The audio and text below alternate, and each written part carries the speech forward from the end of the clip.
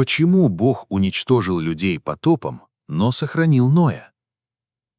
Представьте мир, в котором зло стало настолько привычным, что люди уже не видели в нем ничего обычного. Именно так Библия описывает время перед потопом.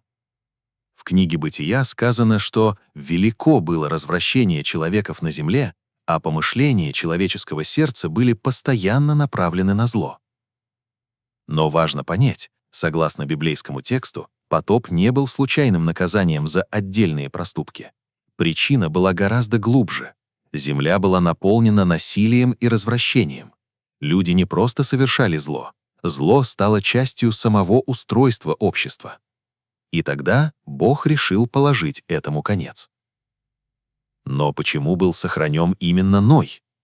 Библия говорит: «Но Ной же обрел благодать пред очами Господа».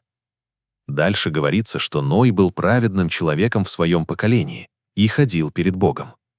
Это не означает, что Ной был безгрешным или идеальным человеком. Библия нигде не говорит, что он никогда не ошибался. Разница была в другом.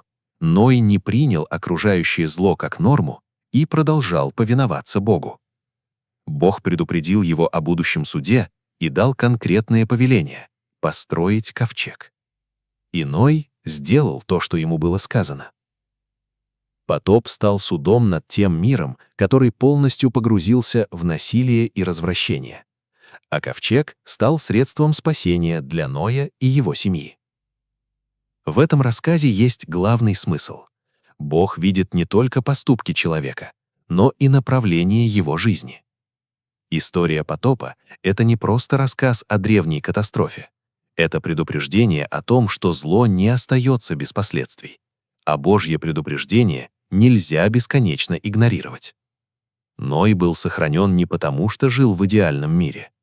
Он был сохранен, потому что среди всеобщего беззакония продолжал слушать Бога.